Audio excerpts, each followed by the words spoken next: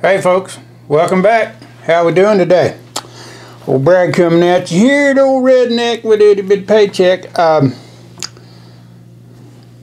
Remember back a week or so in the middle of hunting season, did a little short video on that Rock Island Arms VR-80 Tac Shotty. Before you freak out, for all you safety Nazis, this weapon is safe, okay? Don't lose your fucking minds. Alright. You might have remembered hearing me mention that they make a drum magazine and that I couldn't find one. But as fate would have it, and serendipity and good fortune in combination would also, it turns out that a really nice couple that run a local firearms store down in Minko, Oklahoma called R&M Firearms just happened to have one left in their inventory. And he shot me a little instant message and said I ought to come get it, and by God, I did. So, Ronnie, Mindy, R&M Firearms, thank you very much. Now, folks, they didn't pay me for that. It's just a shameless plug. But I said, man, I'm going to get that puppy. So I went and got it, brought it home, went back out in the woods to hunt, and I've just had a little opportunity around the house at night to sit and play with it. I haven't really had a chance to drag it out to the range yet, so I figured that might be something we all might enjoy doing. But like any new piece of equipment, I wanted to spend a little time getting acquainted with it, reading the instructions, reading the directions, making sure I was using it right. This is one solid son of a bitch. Now I'm telling you what, it's got a plastic shell, but it's got a lot of metal in there and metal gear teeth and one hell of a heavy spring. And let me tell you what, and the portion that goes in the mag well, yes, that is steel. It's not thin ass aluminum, it's steel. I hit it with a magnet. Yes sir, that puppy is tough. So what I thought I might do before I head out to the range is give you guys a little short video on a couple of pointers, things that are really important to remember as far as the loading and unloading of this magazine is concerned, because you got to do it exactly like the instructions tell you to do it, because if you don't, you can mess some stuff up. Now, I didn't mess anything up, but I could tell just in the doing so of the regular loading format that, yeah, you could tell. You could screw something up in a hurry, and you wouldn't want to do that at $125 a pop. Now, that seems to be the going rate that I find them online. You might find them cheaper, you might find them more expensive. You might have to have one shipped, because this was the last one they had. So there's a couple things I'm going to cover, and right up front I want to cover one of the very most important parts of it. Now, like I said, this puppy is beefy. My God, I tell you what, you can tell it's put together well. Now, obviously, those of you that have had some experience with drum magazines know that it operates in basically the same common way that most others do. There's an internal spring, and it is attached to a follower, and there's a system of gears, not really gears, but there's a plate in there into which the bottom of the shotgun shells recess into as it goes. And unlike some magazines, you don't just load it and then wind it up. That's not how this one works. This one actually stays under constant tension. So when you're loading this magazine, at first you're going to think you need three hands almost, because this knob that's actually on the rear of the piece, when you turn it, there's no way to lock it in. It doesn't click, click, click, stop. It moves constantly. Now the instructions tell you not to ever try to turn it more than 10 or 15 degrees at any one time. Just enough to emplace one shell at a time. And there's a really good reason for that. Now this follower that's attached at the end of that spring, it's not metal. It looks like some pretty tough stuff, high impact resistant polymer stuff, and as you can tell, it's got pretty free movement, but it's under extreme spring tension. So that's something you got to pay attention to. When they say just move it far enough to emplace one shell, that's what they mean. Now this unit is made by Defenseport, and as near as I can tell, it comes from Turkey. Same place the shotgun comes from. It may very well be made by some people in conjunction with ArmsCorp, I don't know. But I'll tell you this, it's hell for stout. And by the time you get 20 rounds in this puppy, you definitely know it. Now, like I said, the portion of the magazine that extends up into the magazine well to lock in, it is powder coated, and it is hell for stout. And it fits really well. It doesn't wobble around in there. It doesn't get clunky and wonky. You put it in there only one way, the right way, and when it gets locked, it's locked. It don't wiggle and bounce around in there. So without further ado, we're going to get on to the next step, and that's the loading process for this magazine. Now, if you're right-handed and left-handed, it may cause you to have to do things a little bit different way. I've discovered that I like loading this magazine from the right-hand position on the dial. I'm sure that maybe a person could do it from the left hand, but it causes you to put tension and torque away from your body, and you just about have this thing tensioning towards you so you can hold it in place. Now, there's a couple of places wherein when you start loading this that you encounter areas of the design where the shells, when they're first going and passing through that area, the first shell to pass through, the first shell or two, are going to be making the follower adjust its angle to the spring a little bit. And don't get concerned if you hear a clack or a clunk, because that goes away after 1 or 2 shells. One of the first things we want to pay attention to, though, is when you load that first shell. You can't, I mean, you could, but if you try to just push that follower down, it's under extreme tension and it can pop up really easy. Okay? So, just like the instructions say. Now, what I like to do, instead of trying to just put a shell there and move it with my finger like this, like I was doing a regular magazine, I've found that's kind of tough to do. So what I like to do is just turn the knob with my hand until I get that follower depressed low enough that I can just put a shell in there, and then let that follower come up and contact it. Now for the subsequent 3 rounds after that, you're doing basically the same thing. Finger on top of the shell, turn the dial, let your finger follow the shell down just far enough to put in 1 shell. Let the finger that's holding the cartridge come back to the front of the cartridge. And place the other cartridge, put your finger on its base, and pull your finger out from the front. And this is fairly comfortable to do and doesn't hurt much. Other ways, yeah, boy, your fingers know you're doing something. So that's shell number 2,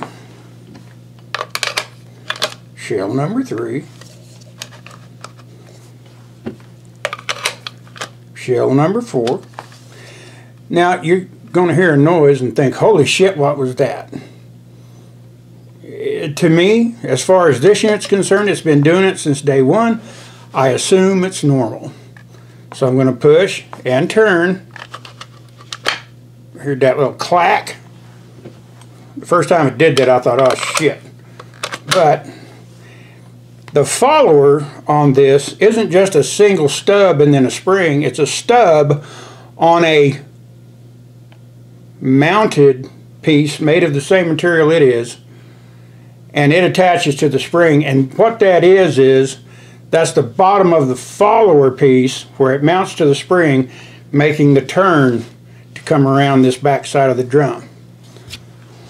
You want to have your shells close and handy. So we're going to do it again, and you heard it kind of clack. You see it jumped up. Tried to jump naked on me. do not let this thing jump naked on you. Now you don't have a clack anymore.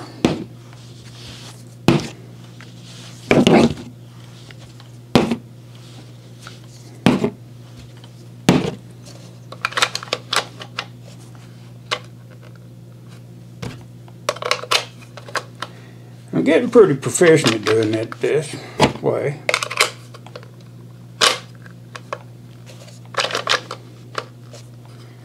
Now we've hit a point where now the shells are going into their recesses. It looks like a bicycle sprocket in there, that's what it looks like. But they're just cutouts in a steel wheel that allow those shell bases to stay in proper alignment, okay? And it's extremely important, just like your box magazines, you've got to keep those shells in proper alignment. And here comes one of my, from the other side of the world, neighbors walking his dog, and if he lets that thing shit in my yard, it'll be the last time if they don't pick it up. Pisses me off. Oh. I guess they learned their lesson from our last conversation. They're gone now. And now we've gotten about a little over halfway through, and you can hear it kind of making ch-ch-ch noises. That's just the fact that you've got a buttload of shells in there now that are all staying in their sprockets and moving around. Now the instructions say to lubricate this magazine, you actually put just a light coat on the top of the first few shells, and as they move around they lubricate things. It's really kind of counterintuitive to me to put lubrication on a piece of ammunition. They also say you should put a little lubricant on the sides of the follower itself. I would think that would be sufficient. I guess if you were going to use this in an environment where you know, might get dried out real bad, or maybe get a lot of water, wet, and snow in it, that might come in handy. Now we're getting down to the last 4 shells. This is a point where things start to get really tough on holding that spring tension. I don't know what the poundage weight on this spring is, but let me tell you something. It ain't no lightweight. So now is when you really want to pay attention to being real careful about preventing pulling that follower or those shells too far down and then letting it just slam out. Because I ain't done it yet, knock on wood, but I really don't think it would be good for the magazine or your fingers. And if it's pointed at your face, it might not be any fun either. So here we go to the last one, and let me tell you, you can tell it's the last one because you've got to get her down there.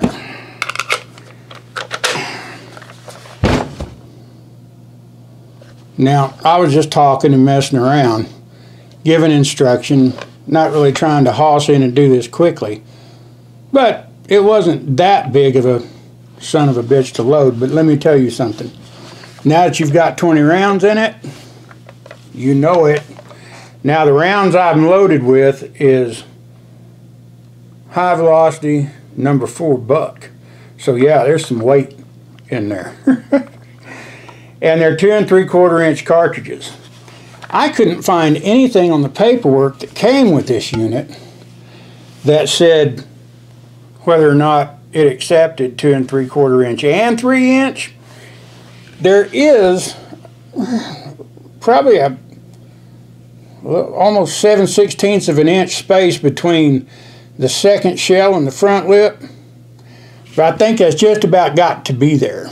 If it's not, I don't think it'll work. Like I said, it didn't say anything about accepting 3 inch shells. It doesn't even say 2 3/4 inch. It says something like standard load. I'm assuming 2 3/4 inch is what they mean by standard. So that's how you load that puppy. Now, obviously, if you load this thing up and you leave it loaded for days or a week or 2 and you decide you want to rest that spring, you're going to unload it without shooting it, You would think you could just bip, bip, bip, bip, bip, like you do your favorite double stack 9mm. And to a degree and to a point, you are correct. But the same rules apply for preventing that follower from pushing shells up too quickly. Okay? So, I mean, yeah, you can get on it, push that shell, but get your thumb, once that shell moves forward, get your thumb down in there a little bit and just allow that following shell to come up somewhat more gently. Because, like I said, you've got that spring under a damned, not a ton, but not a metric ton, but I'm sure it's under a lot of tension. And it's pushing hard, and these shells move quickly. I'm telling you, this thing lets them feed. I have loaded it up in several different configurations with just a few rounds in it, halfway full, all the way full, 3/4 the way full, and every time I put it in the gun and cycled the action, it fed the first shell every time. So now I've got 7 shells out. We're down to 13 shells, and if that ain't a hell of an unlucky number to test anything with, I'll kiss your ass in front of the post office, give you an arrow to draw a crowd. Now, something that's magazine fed that has that much pressure up against the rounds, yeah, I'm going to go ahead and lock that bolt back to the rear. Go ahead and place the magazine and just use the bolt release. If I came away from shooting a box magazine, it would be locked to the rear anyway. And if I needed a drum plumb full of whooping ass, it'd be locked, okay? You can bring it up in there, kind of move it until it starts to slide. It will lock in, and let me tell you something, baby, you know you've got a handful of shit on the bottom of your gun.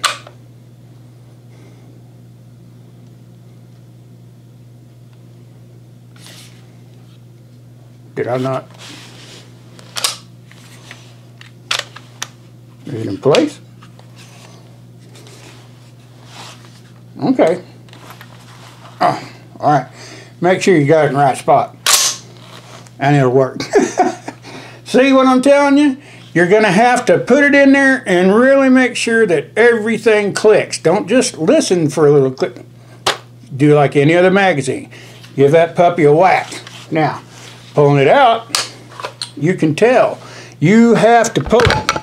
You're not going to just hit the button and drop it out.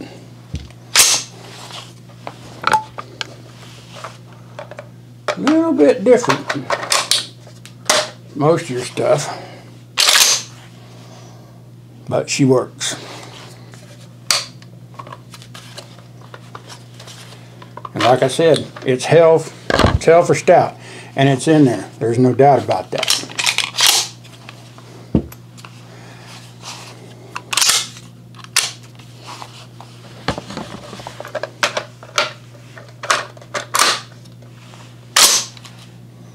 She working.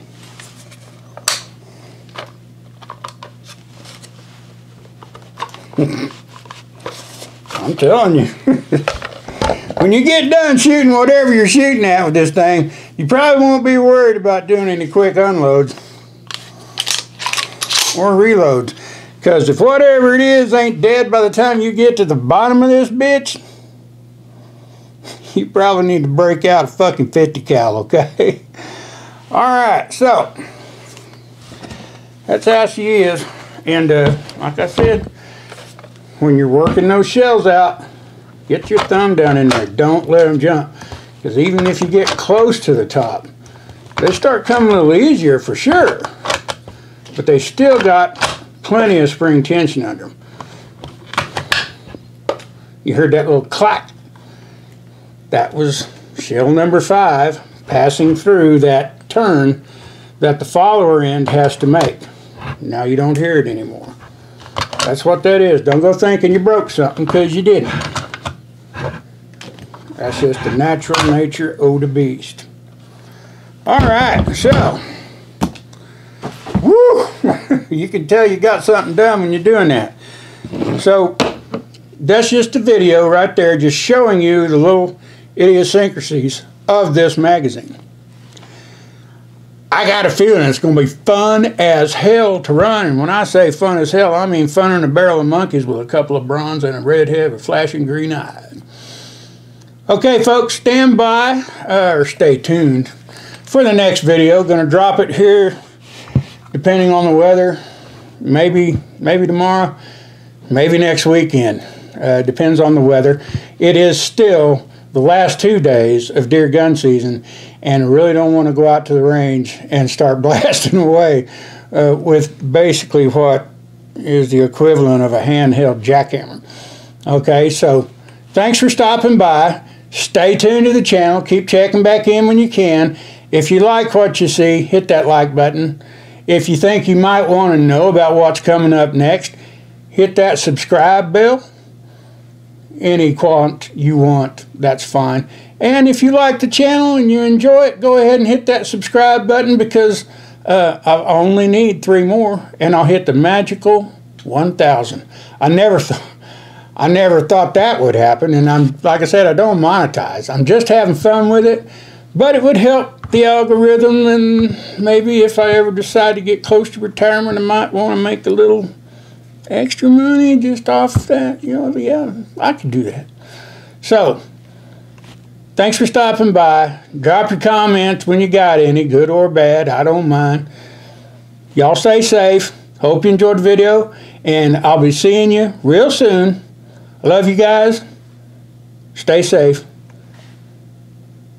Bye.